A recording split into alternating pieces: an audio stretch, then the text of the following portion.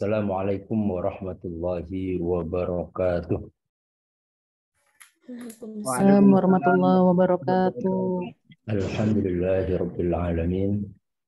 Wassalatu wassalamu ala asyrafil anbiya'i wal mursalin wa ala alihi wa ashabihi wa man tabi'a hudahu ila yaumiddin, amma ba'du. Baik. Sebelumnya mari kita awali bersama-sama dengan membaca basmalah. Bismillahirrahmanirrahim.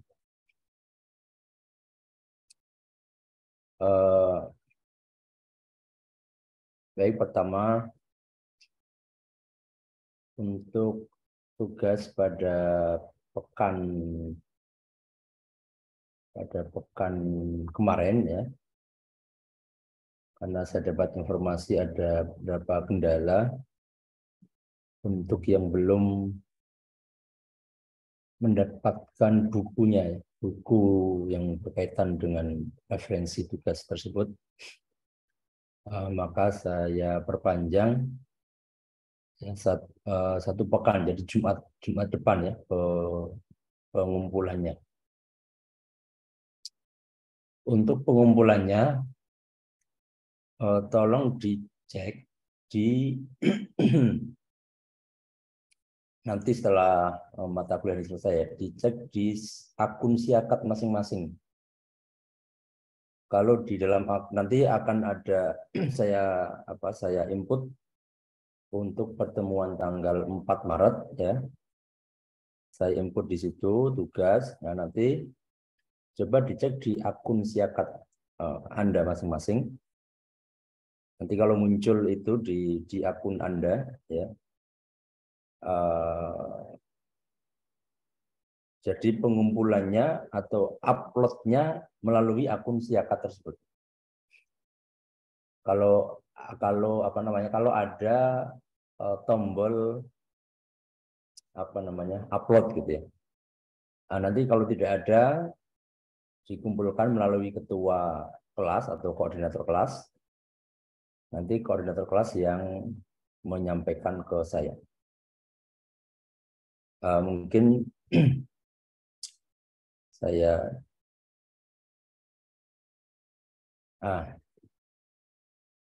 seperti ini ya, ini saya masuk ke akun Siakat saya nih.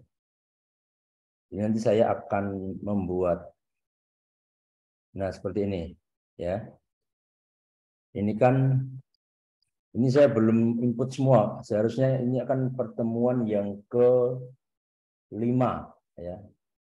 Yang kelima. Nah, nanti akan saya urutkan. Jadi yang kemarin itu nanti di nomor 4. Ya, ini kan baru 2 ya. Nanti di nomor 4. Nanti perhatikan di nomor 4 itu kalau ada tombol seperti ini, kalau di mana? Di akun Anda itu nanti nggak tahu apakah tombolnya tulisannya tugas atau apa gitu ya. Tapi atau upload, nanti silakan dicek saja. Nah, kalau ada tombol itu berarti bisa upload melalui akun ini. Ya, kalau tidak ya sekali lagi nanti manual ya, dikumpulkan ke koordinator kelas, lalu koordinator kelas yang akan menyampaikan ke saya. Selamat pagi. Nah, ini biasanya kalau nanti di Siakat ya menunya seperti ini. Mungkin di mahasiswa akan lebih banyak gitu. Tapi intinya sedikit sama lah ya. Nanti Anda klik perkuliahan ya. Perkuliahan lalu nanti silakan dicek. Nah, nanti sekali lagi nanti lihat di nomor 4. Jadi pertemuan yang keempat yang pekan kemarin. Jelas ya? Itu untuk tugas pekan kemarin. Ya. Insya Allah hari ini juga ada tugas gitu. Jadi nanti juga sama.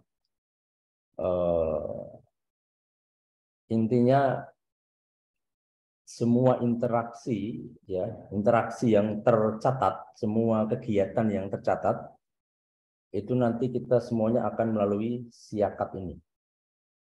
Ya. Baik,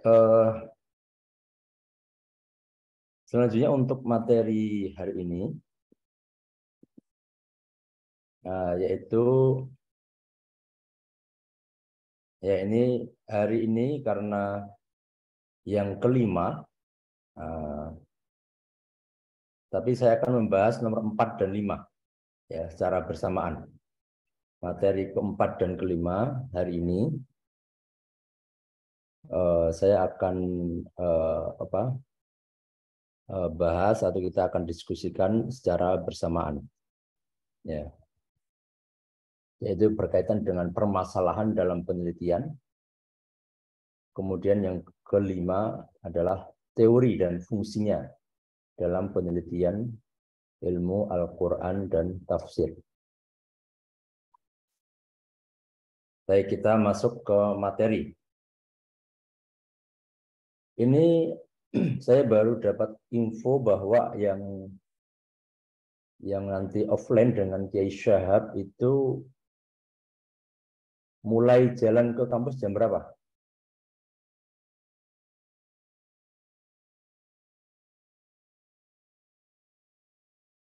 Halo?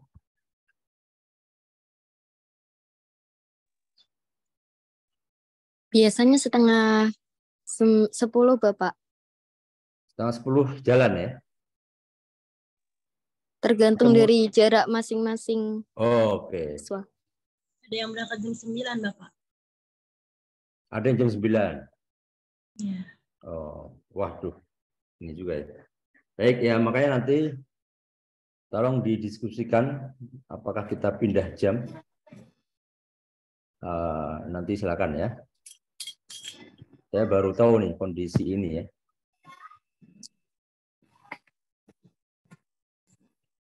Ya kalau nanti misalnya alternatif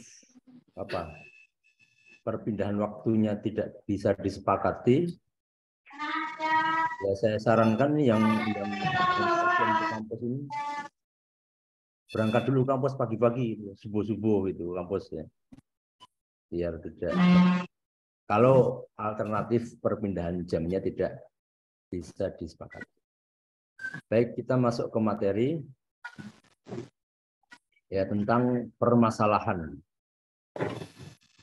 Kemarin waktu pertemuan tanggal berapa? 25 ya. 25 Februari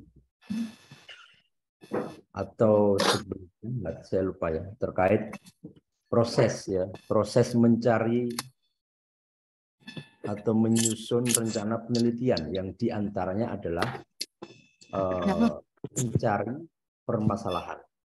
Ya.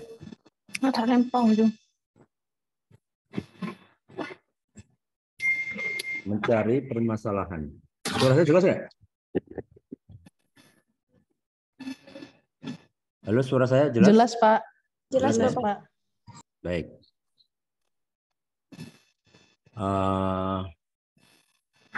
Oke, coba saya flashback dulu. Mana kemarin?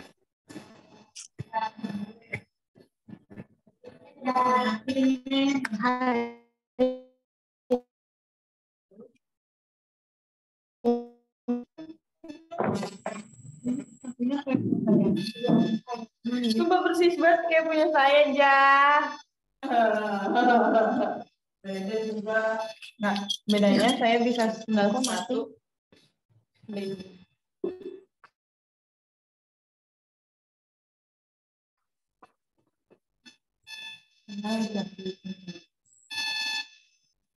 Enggak opsi. Oh,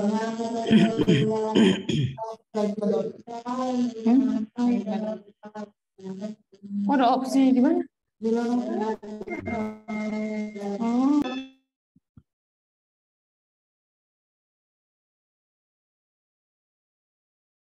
Saya lupa ditaruh di mana ya filenya. Filenya.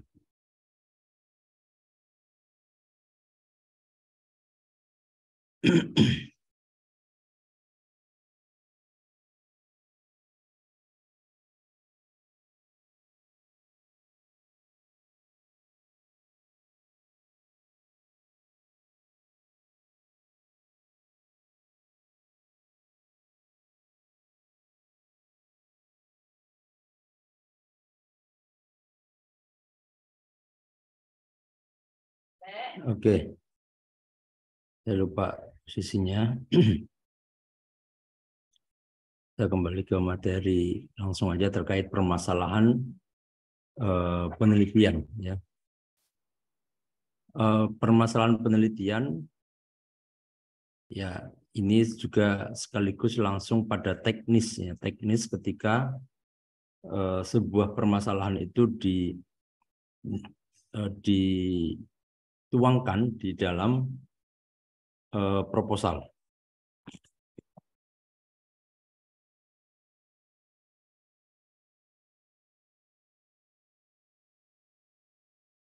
Oke.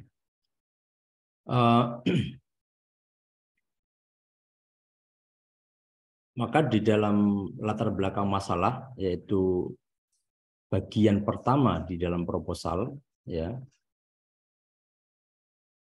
itu harus menjelaskan beberapa hal, ya, yang pada pertemuan waktu itu ada sekitar 6 hal. Ya, 6 hal di dalam latar belakang masalah yang harus dijelaskan. Jadi 6 hal ini harus terbaca dengan baik, ya. Sehingga apa? Sehingga nanti di antara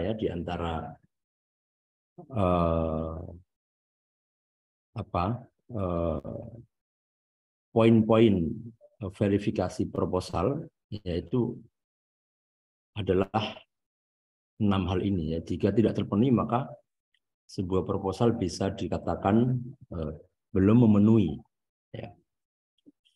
Yang pertama adalah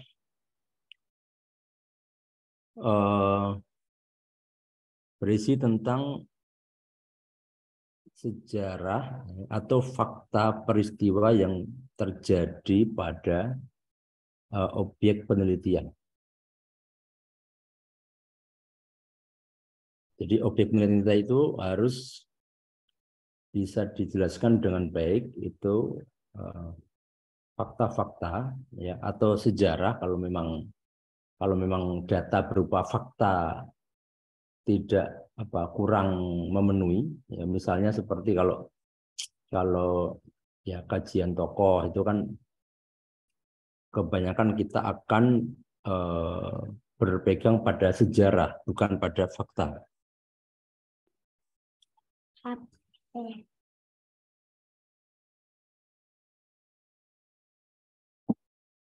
Thank you.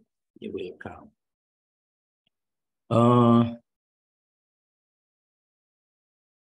Jadi ini yang pertama.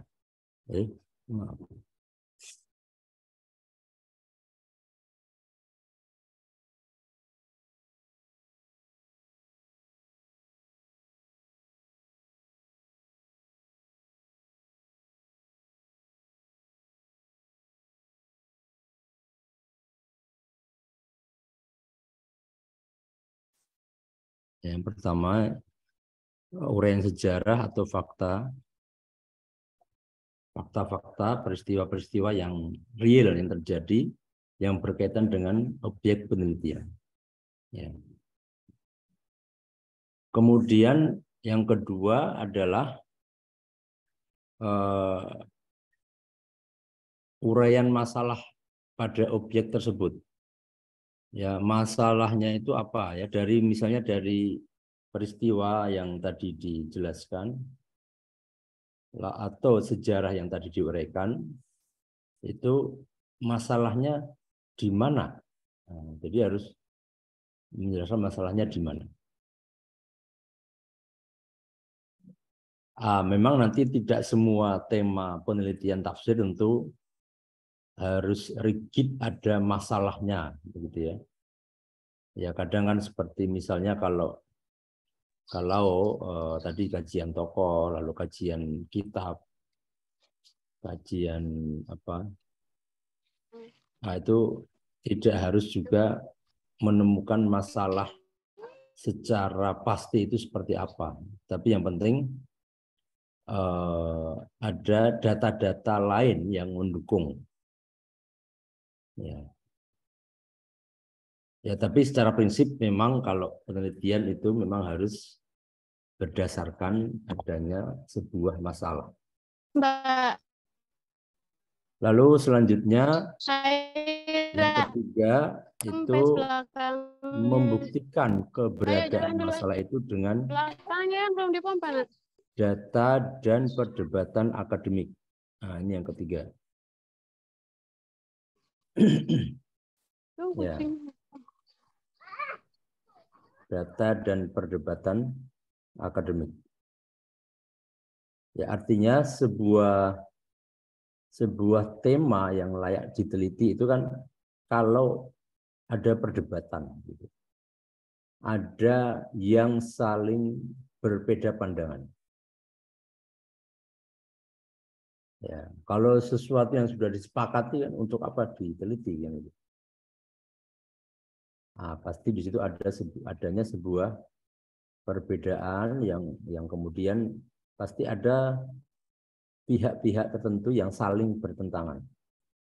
Ya, itulah yang dalam istilah penelitian perdebatan akademik. Ya dikatakan akademik ya tentu perdebatan-perdebatan yang memang berdasarkan argumen, berdasarkan data, ya berdasarkan fakta ya. Jadi bukan hanya retorika. Ya, itu perbedaan perdebatan ini dengan perdebatan akademik dan perdebatan yang non akademik. Kemudian selanjutnya adalah menjelaskan argumentasi kenapa memilih masalah yang diteliti. Ya, ini yang keempat, argumen. Ya, kenapa memilih masalah dan tema? Masalah atau tema lah ya. Nanti kemungkinan ada yang tidak bisa menemukan masalah, ya berarti menjelaskan kenapa tema ini yang diangkat untuk diteliti. Kemudian yang kelima adalah menjelaskan mengapa memilih objek yang diteliti. Nah, jadi objek yang diteliti kenapa objek tertentu ya, bukan yang lain. Ya. Nah ini masing-masing argumen dari baik yang argumen pemilihan masalah atau tema dan argumen memilih objek, ya biasanya kalau berargumen itu ya minimal ada 3 poin atau pertama harus pakai pointer gitu ya, pointer 1, 2, 3. Nah, kemudian yang kedua minimal 3 poin. Nah, supaya kuat gitu ya.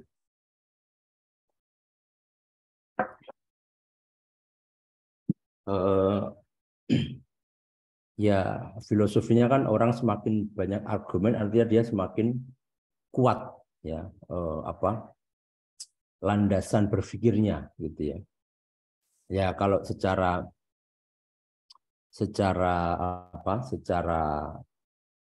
praktisnya intinya secara praktisnya adalah ya semakin banyak berargumen artinya semakin dibaca atau pembaca atau nanti penguji itu akan menangkap atau mendapatkan kesan bahwa Anda ini memang sudah siap gitu. Sudah siap dengan penelitian. Kenapa? Karena argumennya banyak gitu ya. Nah, sekali lagi dalam berargumen baik yang nomor 4 maupun nomor 5 itu pertama adalah menggunakan pointer 1, 2, 3. Yang kedua adalah minimal 3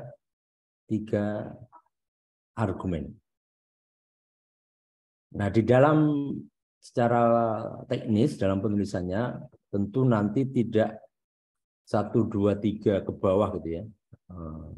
Jadi tidak 1, 2, 3. Tapi nantinya itu menggunakan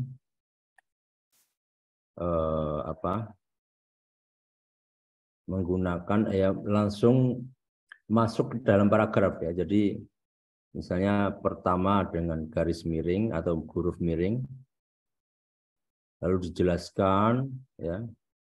Lalu jika itu nanti jika belum habis baris pertama, lanjut aja. Nanti setelah itu misalnya di tengah-tengah selesai langsung kedua gitu ya, garis miring lagi, huruf miring, lalu jelaskan lagi dan seterusnya. Jadi dia masuk dalam paragraf, ya, bukan angka 1, 2 ke bawah gitu ya. Nah itu teknik teknik penulisan argumen di dalam memilih tema dan memilih objek. Kemudian yang keenam sebagai yang keenam adalah rencana metode dalam penelitiannya. Jadi latar belakang masalah itu ditutup dengan penjelasan, ya, setelah menguraikan data, lalu objek, lalu argumen, bukti-bukti, maka peneliti ya kemungkinan akan menggunakan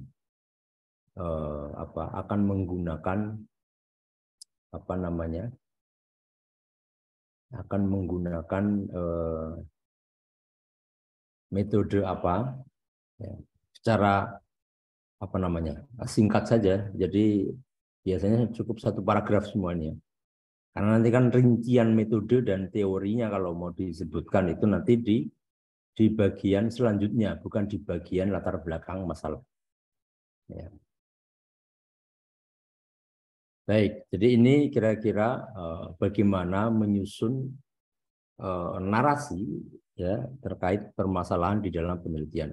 Ingat sekali lagi, dalam latar belakang masalah itu harus ada 6 hal ini yang harus dijelaskan. Ya, jadi jangan sampai nanti berpanjang-panjang dengan hal-hal yang sifatnya normatif, ya, yang sifatnya normatif. Apa normatif itu maksudnya? Ya biasanya diawali dengan, ya, kebanyakan ya, Al-Quran adalah tuntunan hidup di dalam macam-macam gitu ya, lalu panjang lebar. Itu jangan sampai terjadi gitu. Langsung saja kepada fakta atau peristiwa atau sejarah gitu terkait permasalahan atau tema yang sedang diteliti. Kemudian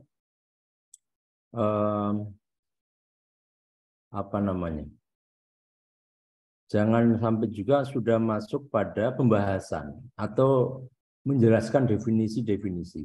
Ya. Nah, itu juga jangan sampai latar belakang masalah itu sudah membahas itu, karena nanti itu akan menjadi bahan atau penjelasan yang ada di bab 2. Gitu ya.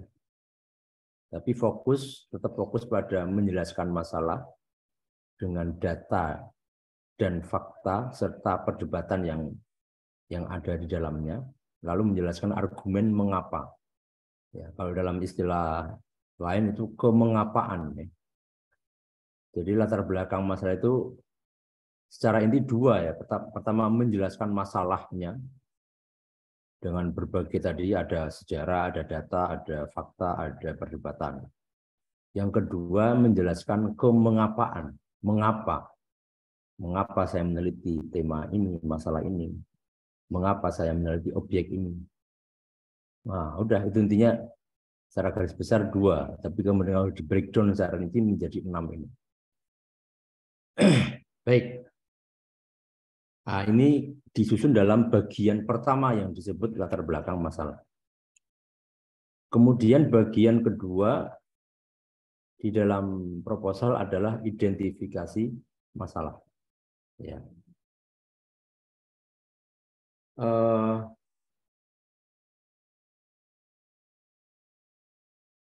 Saya harus meminimalize tampilan ini. Oke. Siapa tuh? Lagi, ya. Identifikasi masalah ini intinya adalah meringkas meringkas dari apa yang sudah diuraikan di dalam latar belakang masalah. Ya, tapi ringkasannya itu ya tentang masalah itu sendiri.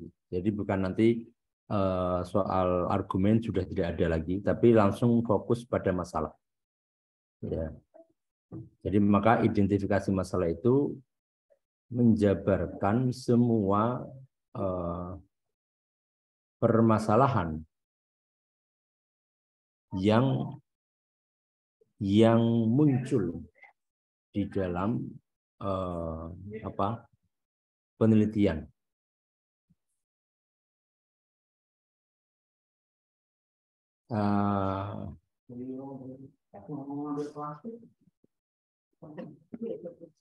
Enggak kelihatan? Enggak kelihatan.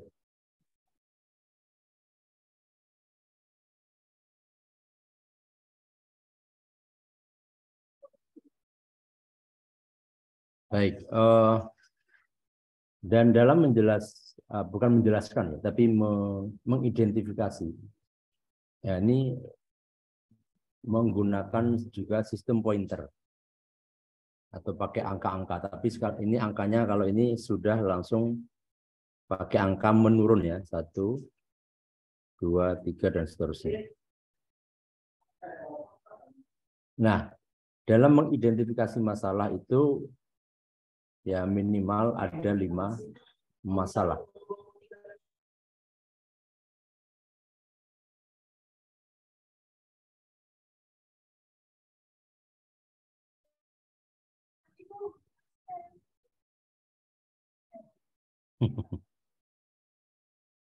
Lima masalah. Ya, minimal 5 masalah. Ya, ini sekali lagi untuk penelitian yang memang tidak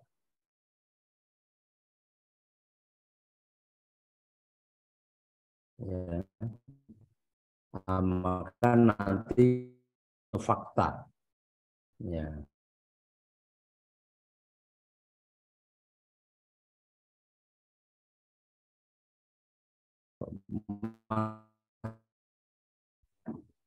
Itu disebutkan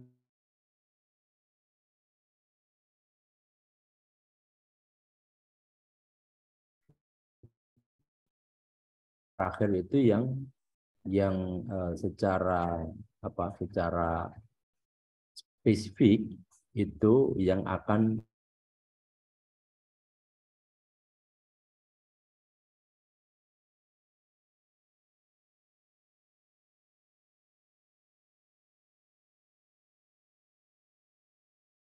penyusunan identifikasi masalah ini ya sifatnya itu harus runut ya, runut.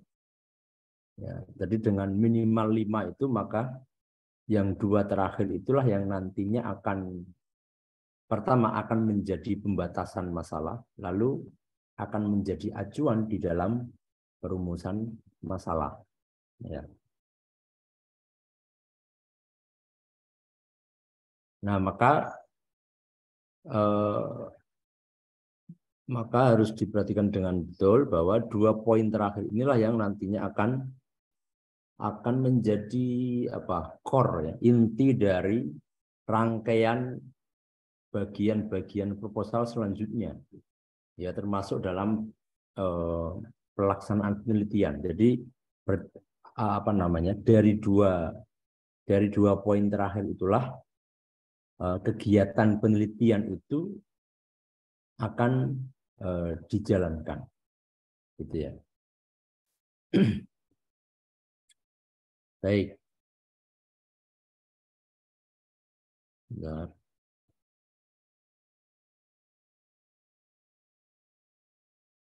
Kemudian masuk ke bagian ketiga yaitu pembatasan masalah. Ya, pembatasan masalah ini secara prinsip menjelaskan bahwa masalah yang akan diteliti adalah yang paling berkaitan dengan judul. Ya. Kemudian ya pasti berkaitan dengan masalah yang akan diteliti. Dan pembatasan masalah dirumuskan dalam bentuk pernyataan. Jadi dalam bentuk pernyataan, bukan pertanyaan. Termasuk juga identifikasi masalah ini juga nanti dinarasikan dalam format pernyataan, bukan pertanyaan. Kemudian dituliskan dalam format pointer, ya, dengan angka 1, 2 ke bawah, dan minimal 2 masalah. Nah, inilah yang nanti secara teknis 2 masalah terakhir di dalam identifikasi masalah itu yang akan menjadi pembatasan masalah.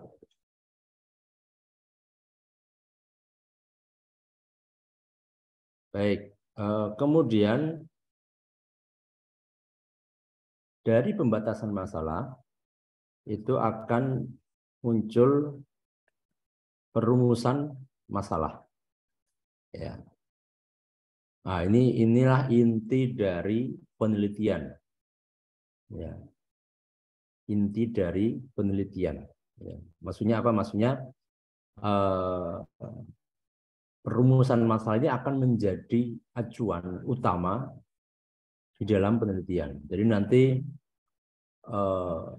apa saja pembahasan yang harus dilakukan itu ya tergantung dalam perumusan masalah ini. Ya, atau intinya harus sinkron dengan perumusan masalah. Jadi kalau pembahasan di bab 2, bab 3, bab 4 sampai kesimpulan kok tidak sinkron dengan perumusan masalah, nah itu artinya secara metodologis tesis itu tidak tidak memenuhi syarat, gitu ya. Secara teknis dan secara metodologis. Nah, maka penjelasannya perumusan masalah itu pada dasarnya merumuskan ulang pembatasan masalah dalam bentuk pertanyaan. Ya. Lalu jumlah dan urutan rumusan masalah sesuai dengan pembatasan masalah. Ya. Nah, tapi ada hal lain lagi yang harus diperhatikan, ya. Tapi ini bukan teknis, tapi secara filosofis, ya, bahwa perumusan masalah itu harus sinkron dengan judul, dengan latar belakang masalah, ya. Lalu nanti sinkron dengan kesimpulan. Nah, nanti penilaian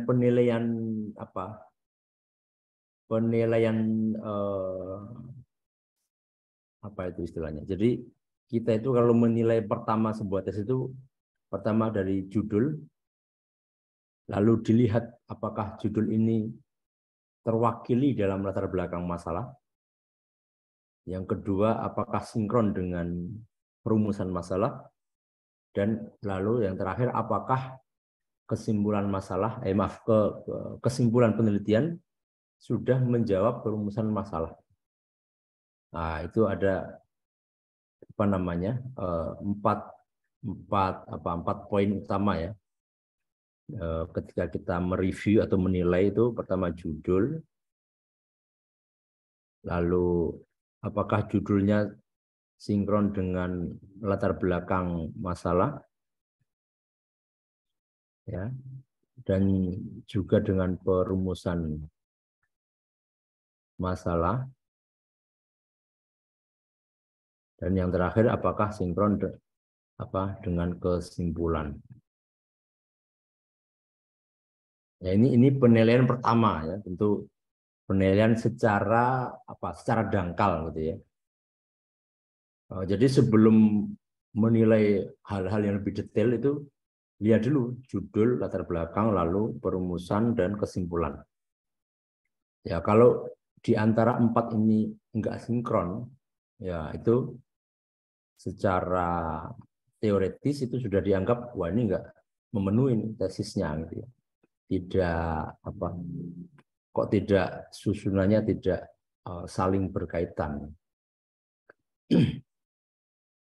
Nah, nanti kalau 4 hal ini sudah selesai, baru nanti masuk ke detail, misalnya soal teori ya soal apa rangkaian babnya, bab 2, 3, 4-nya apakah sinkron atau tidak, itu setelah 4 hal ini dinilai. Maka nanti perhatikan betul ya bahwa dalam perumusan masalah itu mewakili judul.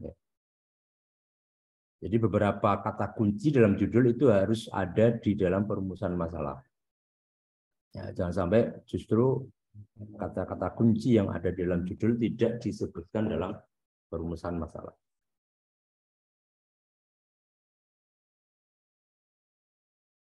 Baik, alhamdulillah.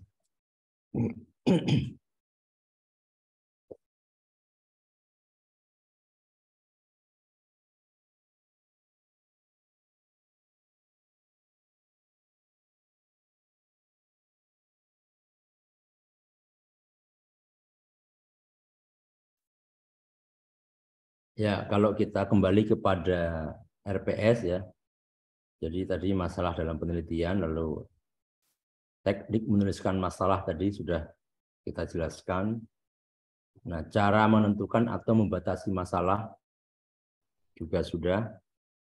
Lalu merumuskan masalah dalam penelitian juga sudah. Tadi harusnya saya sudah membahas ini ya. Bentar ya. Oh, contoh ya. Oke. Tapi sambil sekalian gitu ya.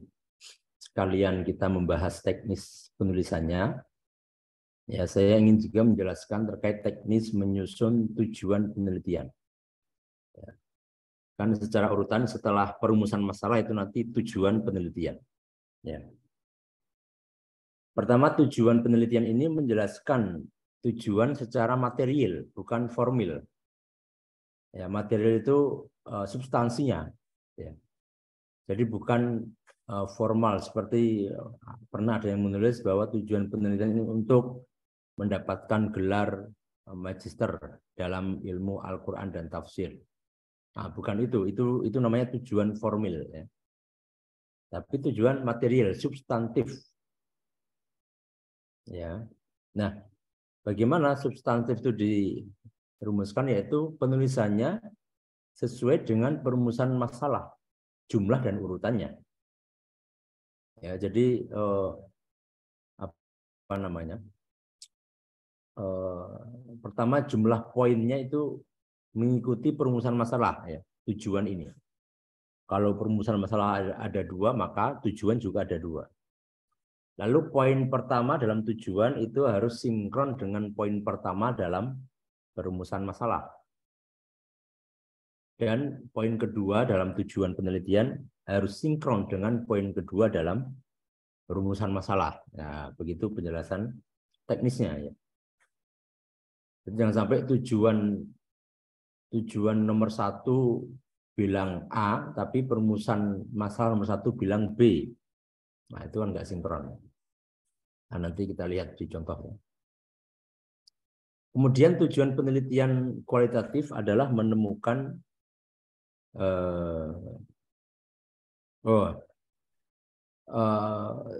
tujuan penelitian secara kualitatif adalah menemukan sesuatu. Ya, jadi maka secara apa itu namanya? KKO-nya ya, KKO, kata kerja operasional untuk tujuan penelitian itu ya kalau tidak untuk menganalisis, untuk mengungkapkan atau untuk menelaah. Ya.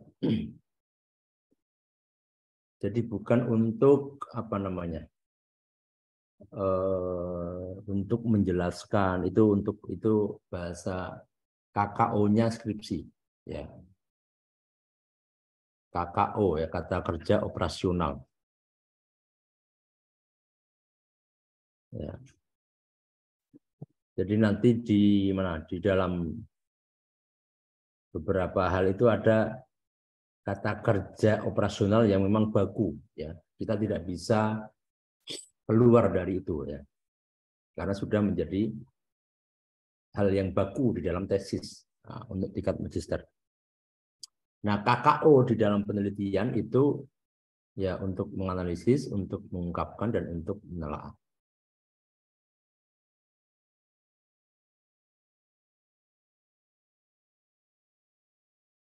Nah, ini misalnya contohnya ya. Kalau dalam perumusan masalah kita misalnya bagaimanakah konsep penafsiran lugawi Az-Zamakhsyari terhadap ayat-ayat teologis. Ya. Kemudian perumusan yang kedua, sejauh mana pengaruh konsep tersebut terhadap teologi Mu'tazilah. Nah, maka ketika merumuskan tujuan ya, maka ini harus sinkron ya.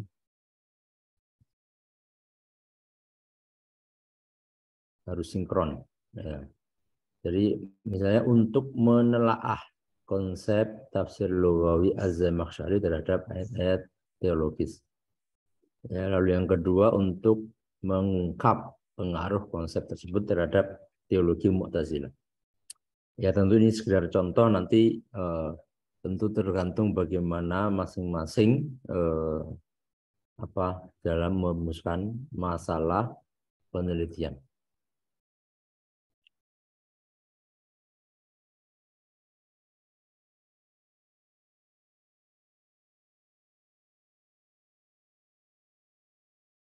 Oke, selanjutnya manfaat penelitian. Ya. Manfaat penelitian.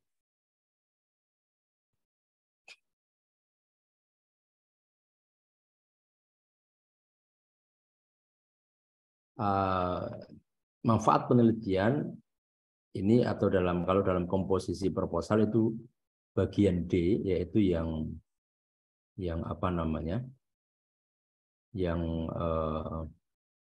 terletak langsung setelah tujuan penelitian. Manfaat penelitian itu ada dua, teoritis dan praktis. Ya. Manfaat teoritis itu untuk pengembangan keilmuan, lalu manfaat praktis itu menjelaskan manfaat yang didapatkan ketika perumusan masalah dapat dijawab. Lalu manfaat praktis, nah ini ada yang salah, maaf ya. Ini yang teoritis tidak masuk di sini. Jadi yang dimaksud di sini adalah manfaat praktisnya. Manfaat praktis dirumuskan sesuai perumusan masalah. Ya.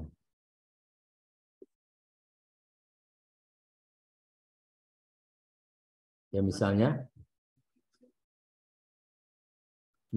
kalau tadi perumusan masalahnya bagaimana konsep tafsir lugawi ya, misalnya nanti dalam merumuskan manfaatnya ya, bahwa ketika konsep tafsir lugawi Az-Zamakhsyari ini sudah dapat diungkap atau dijelaskan, maka akan memberikan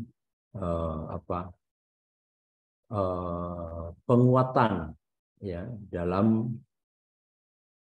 pembelajaran misalnya corak tafsir lugawi dalam atau di dalam program studi ilmu Al-Quran dan tafsir. Nah, itu ya.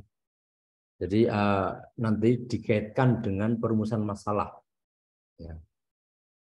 Atau jadi kalau tujuan dari rumusan masalah ini tercapai, ini manfaatnya apa kira-kira? Ya memang nanti tentu kalau Anda bisa merumuskan sendiri cukup tentu sangat bagus ya. Tapi yang pasti ya harus diskusi nantinya dengan pembimbing atau dengan dosen lain atau bahkan dengan teman sendiri ya. Misalnya kan ini sebenarnya naratif ya, narasi yang sifatnya kualitatif itu kan tergantung peneliti gitu.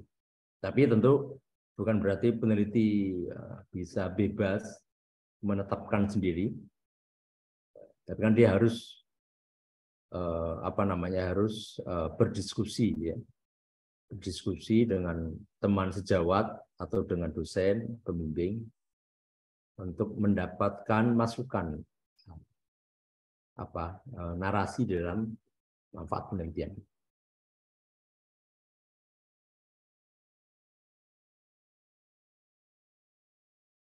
Oke. Ini adalah bagian pertama dari pertemuan hari ini, yaitu tentang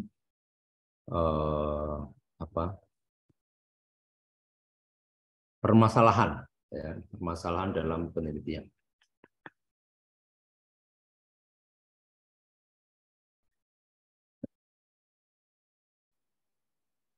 Baik, sampai sini ada pertanyaan?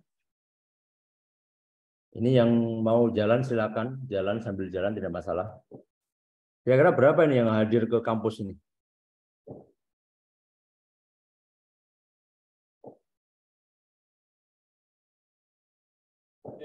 Ada berapa biasanya yang hadir ke kampus?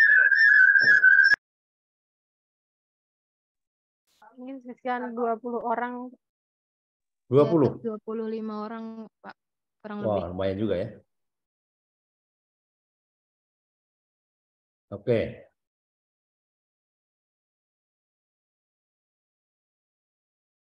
Ada pertanyaan terkait perumusan masalah? Biasanya kalau dijelasin gini nggak ada pertanyaan, Pak. Tapi kalau udah mulai bikin itu mulai penuh Ya, pertanyaan. benar. Memang kalau masih normatif seperti ini ya memang belum ya. Ya nanti semoga saya bisa memberikan waktu yang lebih banyak untuk yang sudah punya proposal atau rencana ya nanti kita diskusikan ya. Ya kira-kira di pertemuan ke-9 seterusnya lah semoga kita bisa manfaatkan dengan baik untuk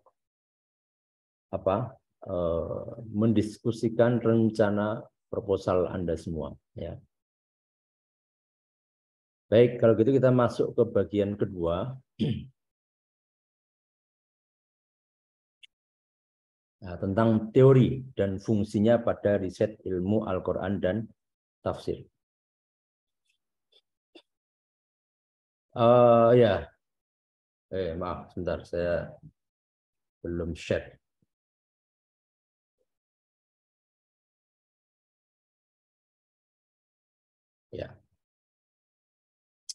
Ya, teori dan fungsinya dalam riset ilmu Al-Quran dan tafsir. Ya, ini pertama, tentu saja, ya ini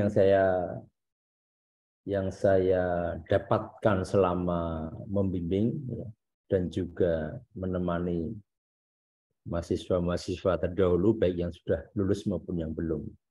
Ini memang kesulitan di dalam menetapkan teori.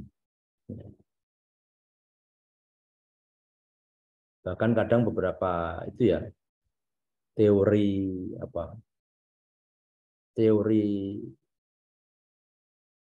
apa yang kira-kira tepat untuk penelitian saya itu ya.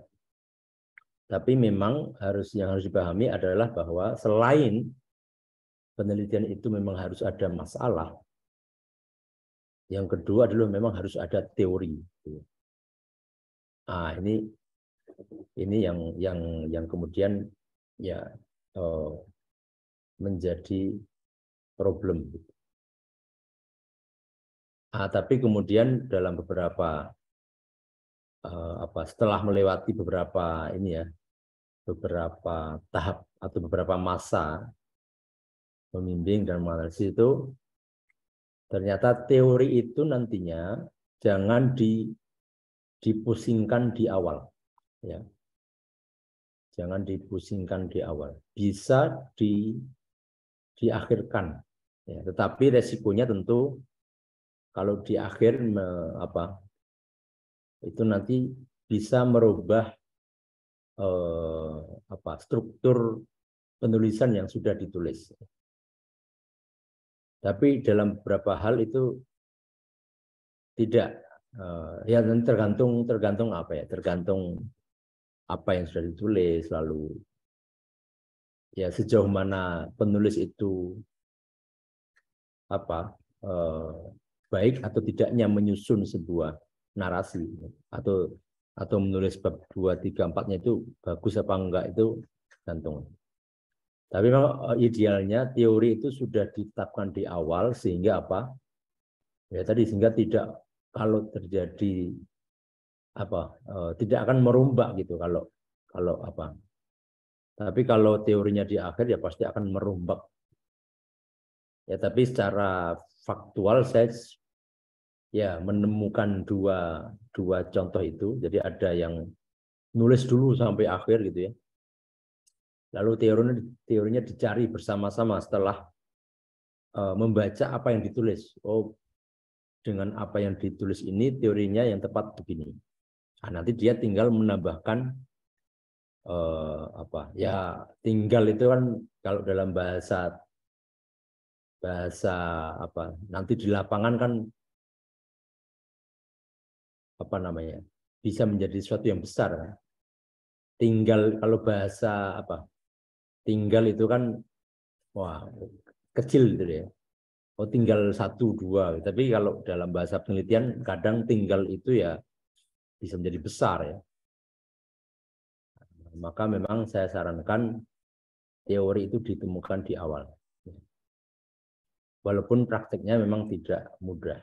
Masih bisa saya katakan ya 40% lah ya, 40% tesis itu teorinya ditemukan di akhir setelah nulisnya selesai. Gitu ya, karena bosnya kalau saya ketika membaca tulisan itu nanti akan baru kebayang gitu. Oh, kalau kamu nulis seperti ini berarti teori yang tepat ini. Nah, maka silakan diganti misalnya bab 3 narasinya diawali apa. Nah, itu risikonya seperti itu ya. Nah, penentuan seperti ini akan mudah untuk yang tadi yang dia ya lebih senang nulis dulu. Kan ada tipe-tipe orang gitu ya. Ada yang lebih senang nulis dulu sampai selesai, artinya ketika struktur utama ya bab 1, 2, 3 sudah ditulis itu kan secara psikologis apa namanya? Membuat orang semangatnya tetap terjaga gitu ya. Karena ini sudah bentuk utamanya itu sudah tulisan yang harus saya tulis secara umum sudah saya selesaikan gitu ya. Jadi secara itu masih up gitu ya semangatnya. Karena apa? Karena struktur utamanya semua sudah ditulis. Nah, tinggal nanti kalau merombak-rombak itu kan nah, ada yang seperti itu yang dengan menulis itu dia masih bisa menjaga motivasi. Tapi kalau dia dipusingkan dengan teori di awal itu dia malah justru down gitu. Nah, ada seperti itu ya. Tapi ada juga yang kalau belum nemu teorinya saya nggak akan semangat nih. Karena dia sudah kebayang nanti pasti akan merombak gitu. Kalau teorinya di belakang. Ya, tapi rata-rata yang berpikir seperti ini bahkan lama banget nulisnya. Ya, lama banget. Wah, sampai bahkan beberapa itu kan itu yang ke dalam tipologi peneliti itu yang disebut dengan orang-orang idealis gitu. Harus nemu teori dulu gitu. Wah, karena memang secara teori memang kalau teori belum ketemu bagaimana bisa nulis? Bagaimana Anda bisa menganalisis gitu. Ya, memang betul, cuma sekali lagi sekali lagi juga kembali kepada tipologi masing-masing. Bagi Anda yang idealis ya mungkin ya, dan kuat secara energi, secara pikiran. Tapi bagi yang suka pragmatis ya biasanya yang kedua tadi yang memilih teori di belakang. Tapi sekali lagi ya harus siap dengan merombak gitu. Namun memang perombakan kadang besar, kadang kecil tergantung apakah sejauh mana teori itu bisa merubah alur penulisannya. Ya, gitu ya. Jadi ya secara ini soal apa namanya apa yang terjadi pada teori di dalam riset penelitian Al-Quran dan tafsir. Oke, secara pengertian ya yang pertama ini tentu tidak perlu saya jelaskan ya. Ya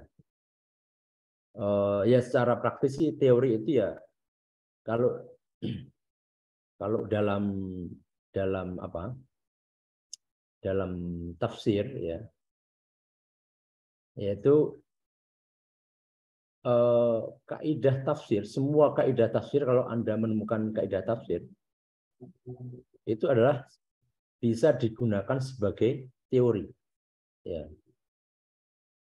Seluruh kan kaidah tafsir itu kan apa namanya, sebuah narasi singkat ya. Misalnya apa namanya, al ibratu bi umumil lafzi la bi khususi sabab. Nah, itu bisa jadi teori. Ya. Apalagi nanti al-am al-muradu bil khusus la yaqbalu takhsis. Nah, gitu ya. Jadi hampir semua kaidah tafsir itu akan menjadi teori ya, dalam penelitian Anda. Nah, nanti tinggal menambahkan yang berkaitan dengan, kalau tema Anda sosial, maka Anda harus menambahkan, nah, maka sekali lagi ada dua ini ya, teori dari bidang tafsir, teori di bidang tafsir, lalu teori di bidang sesuai tema. Ya. Kalau sosial ya teori sosial apa yang berkaitan dengan tema. Ya.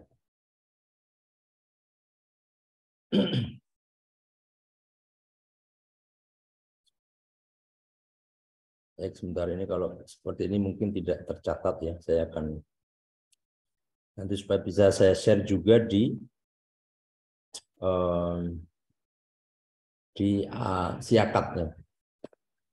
Jadi insya Allah nanti akan saya rapikan siakat itu supaya nanti setiap materi di setiap pertemuan dapat diakses melalui akun siakat masing-masing. Oke, sebentar.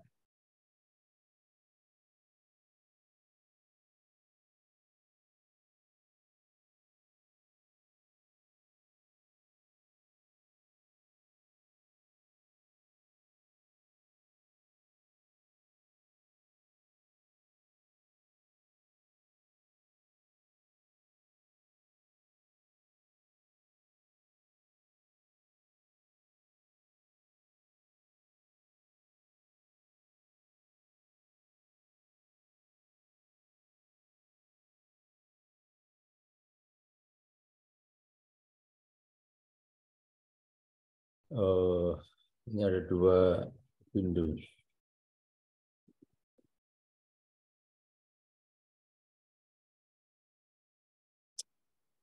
Oke.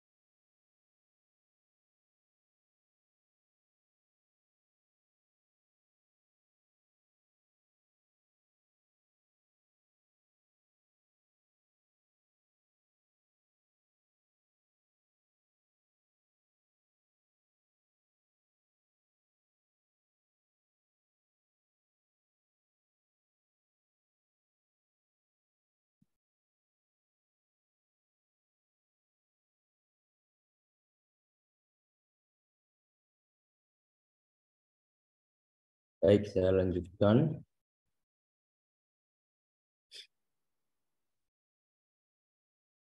Ya, sekali lagi nanti ini semua akan saya rapikan dan saya upload di siakat. Jadi Anda bisa mengakses ya kapanpun dan apapun. Ya. Nah, sekarang bagian kedua ya, apa fungsi teori di dalam apa namanya, penelitian Al-Quran dan tafsir. Ya, bentar.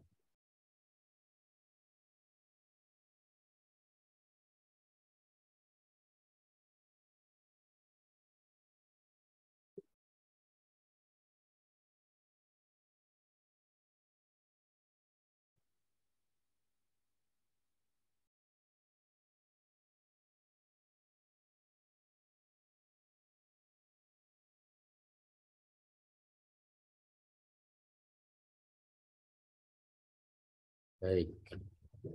Fungsi teori. Ya, fungsi teori yang pertama adalah menjadi panduan di dalam menganalisis. Ya. Bentar ya.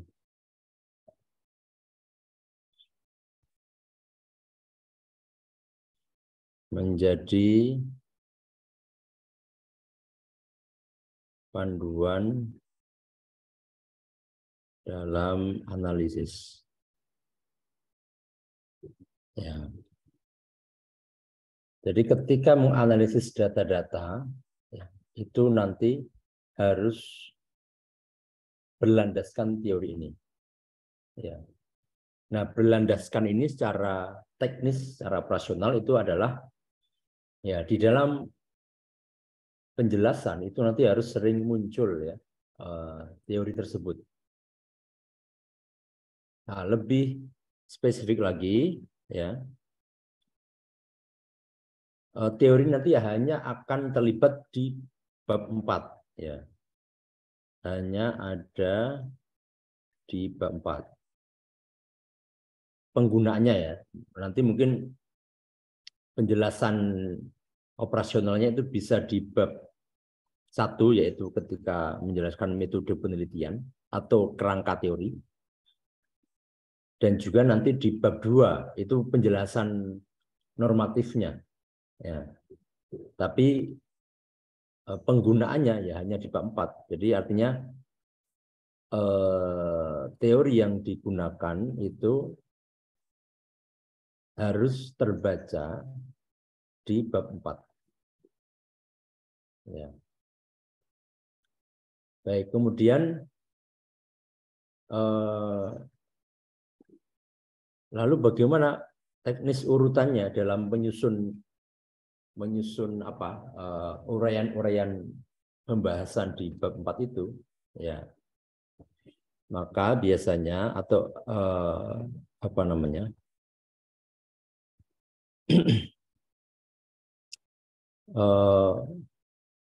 dalam bab 4 itu kan misalnya kalau tematik ya itu ada 5 tema misalnya.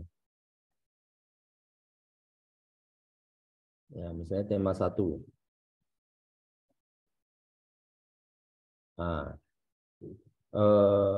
di dalam setiap tema ini ya itu harus ada uraian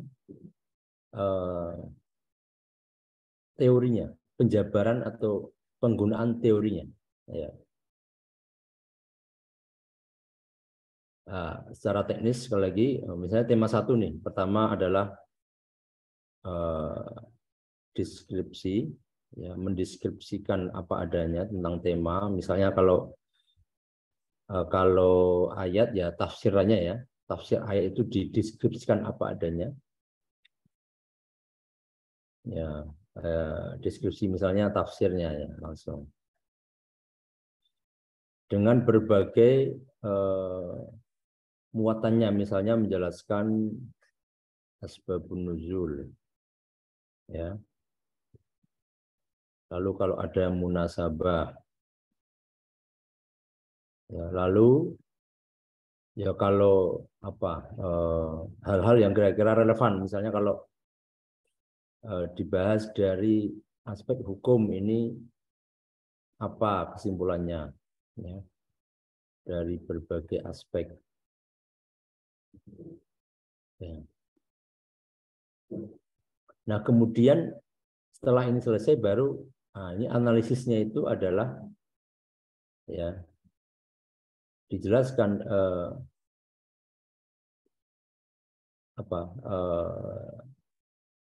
analisis ya dengan teori. Ya, misalnya tadi al-ibratu bi umumil lafzi gitu ya. Misalnya gitu ya, bahwa ayat ini bahwa lafadz dalam ayat ini memang menjelaskan hukum ini berlaku untuk umum, untuk siapa saja misalnya gitu. Nah, lalu setelah selesai teori dari tafsir, maka tadi misalnya tentang hijab tadi ya, bahwa hijab dari lafadz lafadz dalam surat An-Nur itu apa namanya? Ya berlaku untuk semua muslimah. Nah, nanti setelah selesai dari analisis tafsir boleh tambah, bukan boleh, harus ya, analisis dari teori, misalnya teori sosial. Ya misalnya secara sosial itu ya hijab ya tidak hanya soal wajib atau tidak wajib ya, tapi soal soal apa itu istilahnya, meniru ya. Ya kan dalam beberapa teori sosial itu orang ya tidak perlu dijelaskan wajib atau wajib, tapi kalau kita memberikan contoh, kita selalu konsisten dengan contoh itu, maka orang dengan sukarela akan meniru. Jadi orang tidak perlu mendengar orang pakai hijab itu, tidak harus mendengar sampai selesai apa itu hukumnya hijab dengan ayatnya, dengan hadisnya. Nah, tapi cukup dia sering melihat bahwa kita yang menyuruh ini konsisten dengan hijab, lalu kita juga punya metode yang baik di dalam mensosialisasikan hijab, maka kita tidak perlu meminta masyarakat untuk hafal ayat hijab, hadis hijab atau hukum hijab, tapi mereka akan mengikuti secara sukarela. Nah, itu dalam sosial apa teorinya, gitu ya. Jadi ada analisis ya teori sosial atau antropologi ya, kan yang berkaitan dengan manusia. Nah, memang ketika artinya dengan maaf sebentar.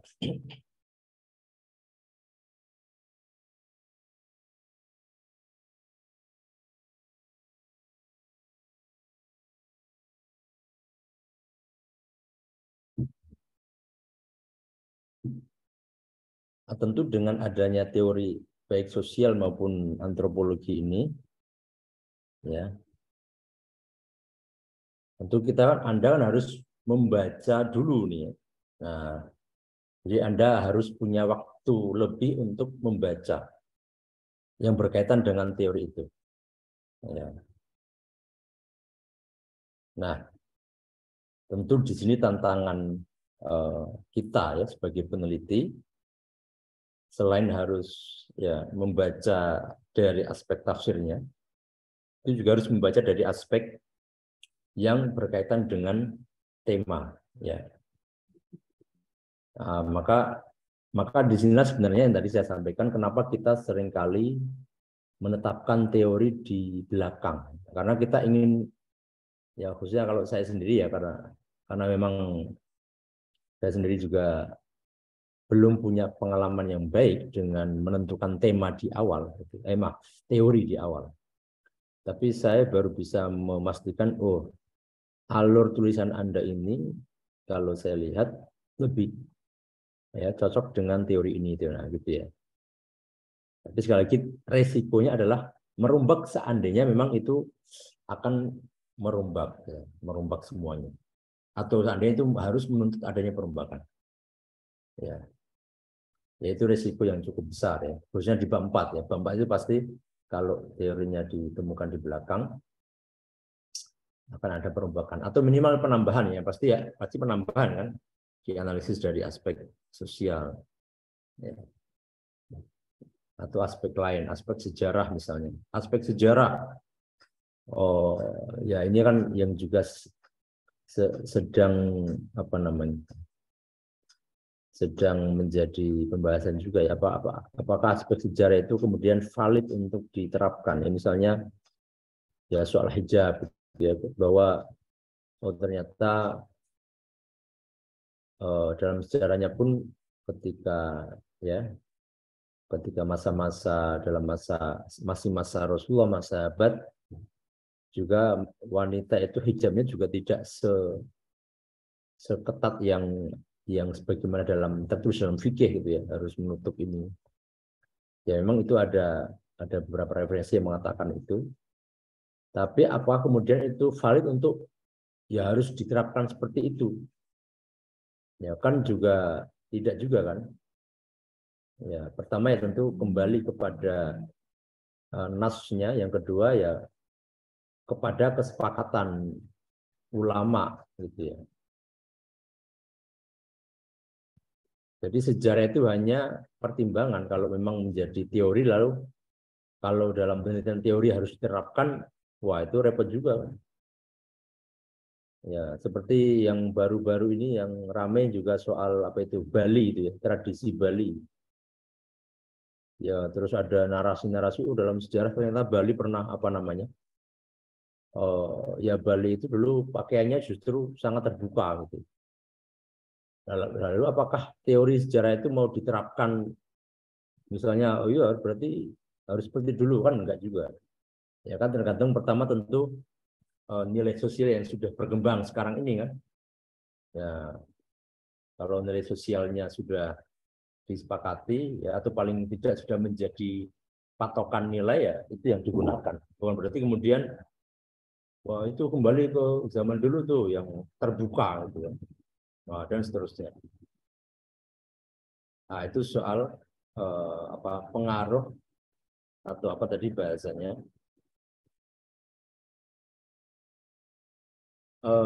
fungsi teori dalam penelitian kualitatif khususnya kemudian tafsir ya.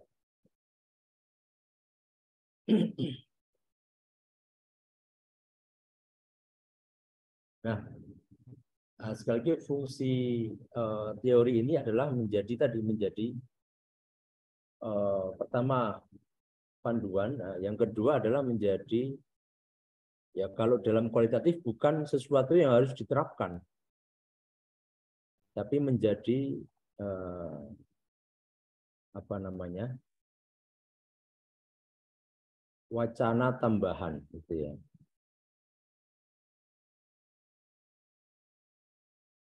Yang tidak harus diterapkan. Ya tetap diuraikan tapi tidak harus diterapkan. Jadi teori-teori yang nanti di teori tambahan apa? Kalau teori tafsirnya tentu harus diterapkan ya. Tapi ini menjadi ya, yang teori yang di luar tafsir itu menjadi wacana tambahan. Jadi tidak diterapkan. Misalnya ada teori sosial bahwa tadi ya orang cukup meniru, nggak perlu itu. Apakah harus diterapkan? Ya enggak. Ya kalau bagi yang apa kita ya khususnya kita yang belajar di lingkungan keagamaan ya tentu ya harus dijelaskan hukumnya dulu, harus dijelaskan ayatnya, ya. Diminta hafal ayatnya, diminta hafal hadisnya. Nah, itu kalau kita ya. Tapi kalau bagi yang belajar di umum ya tadi bisa jadi dia tidak cukup dijelaskan apa, tidak harus diminta harus hafal ayatnya, hadisnya.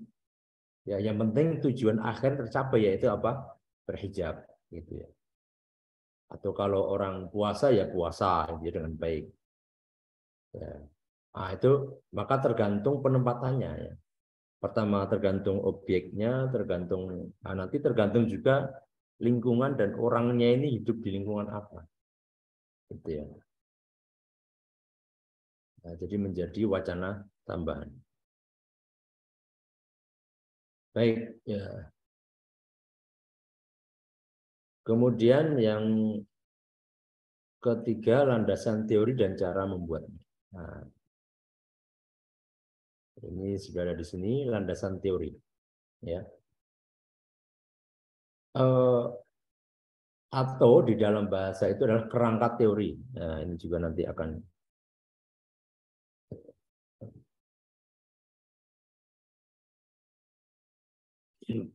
kerangka teori. Nah, Dalam menjelaskan kerangka teori yang ini perhatikan di sini F ya. Artinya dalam susunan proposal itu nanti terletak setelah kajian pustaka. Akan A, latar belakang masalah, B, identifikasi masalah, kemudian C, tujuan penelitian, D, manfaat penelitian, E, kajian pustaka, F, landasan teori atau kerangka teori. Jadi kerangka teori ini nanti dimanfaatkan untuk menjelaskan berbagai kemungkinan teori yang akan dijadikan landasan dalam analisis. Jadi kira-kira ada berapa teori yang akan saya gunakan dalam menganalisis data di bab 4 nantinya. Ya. Nah, maka tadi pertama sebutkan dulu yang teori dari ilmu Al-Quran dan tafsirnya dulu.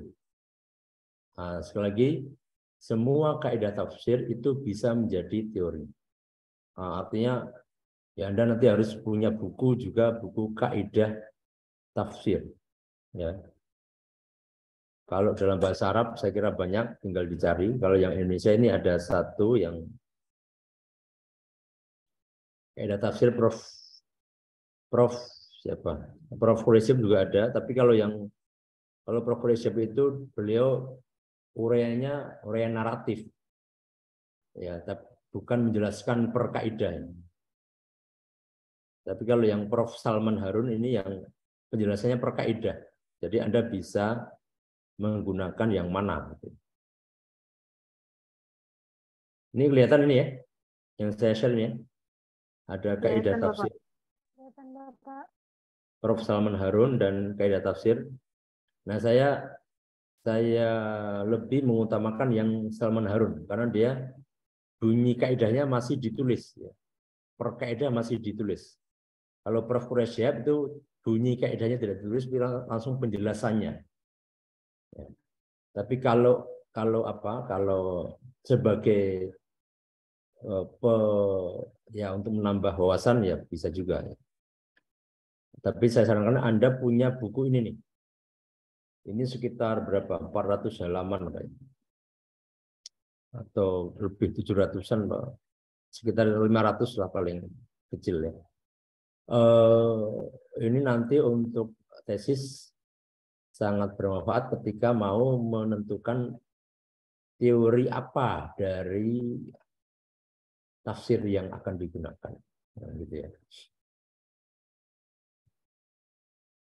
Ini tentu sekali lagi ini panduan simple yang paling mudah karena pada dasarnya kalau teori itu ya sebenarnya harus menguasai pernyataan-pernyataan para mufassir ya. Jadi atau gampangnya itu ya harus pernah membaca semua kitab tafsir supaya punya opsi yang banyak ketika mau menentukan teori.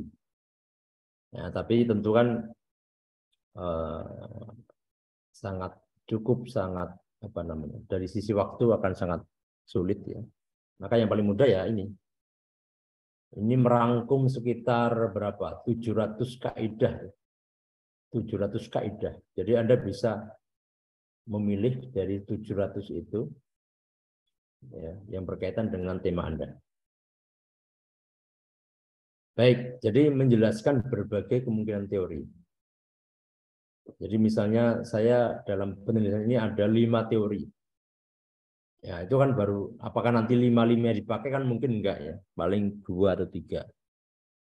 Lalu setiap teori harus dideskripsikan secara operasional, bukan didefinisikan. Nah, jadi perhatikan dalam kerangka teori jangan mendefinisikan teori. Misalnya teori apa? Teori apa itu penciptaan itu siapa? Darwin gitu ya. Bahwa enggak usah, tapi secara operasional atau secara teknis teori ini akan saya gunakan untuk menganalisis ayat-ayat Al-Quran yang berkaitan dengan penciptaan manusia misalnya gitu ya. Kalau teori Darwin tadi atau teori sosial tadi ya untuk menjelaskan perilaku manusia di dalam menggunakan hijab atau di dalam melaksanakan sholat. Nah, jadi kan setiap itu kan bisa ditelaah secara sosial. Lalu pemilihan teori tergantung pada perumusan. Nah, ini yang penting ya. Jadi tadi saya singgung bahwa perumusan akan menjadi acuan di setiap itu langkah-langkah penelitian itu, termasuk memilih teori. Ya, kira-kira rumusannya apa? Ya. Maka semakin banyak perumusan masalah, secara otomatis ya akan semakin banyak memerlukan teori. Ya, maka kalau dalam prinsip itu lebih baik memang perumusan sedikit, teori juga sedikit supaya tidak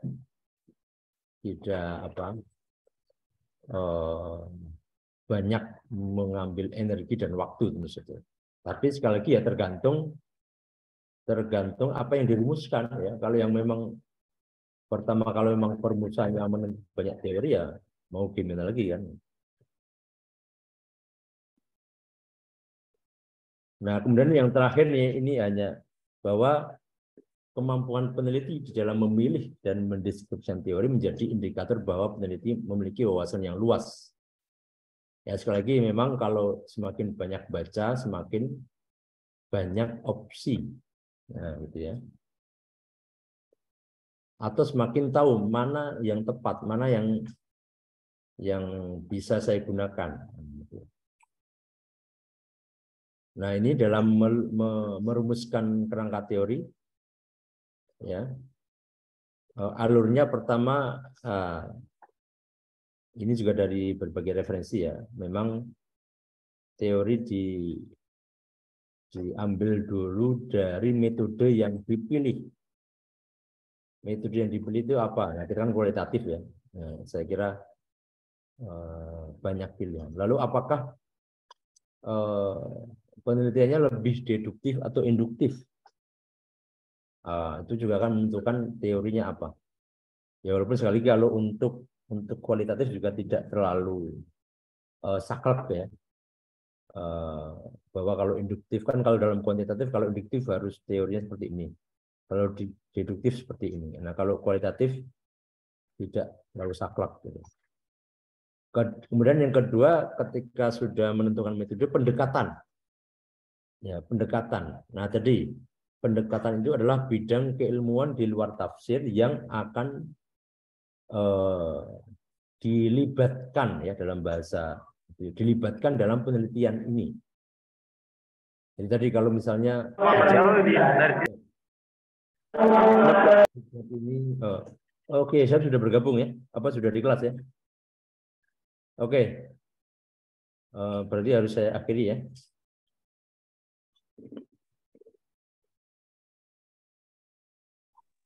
Oke, nanti akan saya share.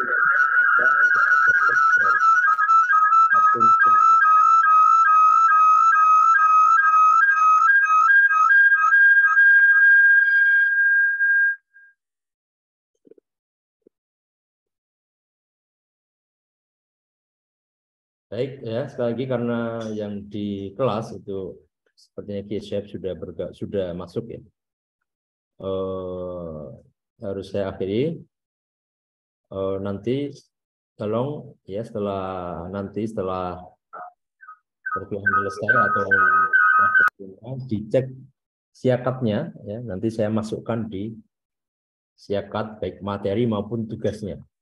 Adapun tugas hari ini adalah menelaah masalah dan teori yang ada di proposal yang nanti saya share, tesis yang saya share ya.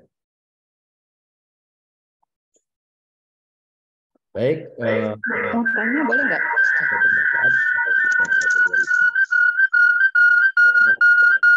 Kembali dengan mata kuliah yang lain dan dengan dosen yang lain. Wallahul muwaffiq ila aqwamit thoriq. Wassalamualaikum warahmatullahi wabarakatuh. Waalaikumsalam. Terima kasih Pak. Terima kasih banyak Bapak. Pamit ya. Iya Pak. Waalaikumsalam warahmatullahi wabarakatuh.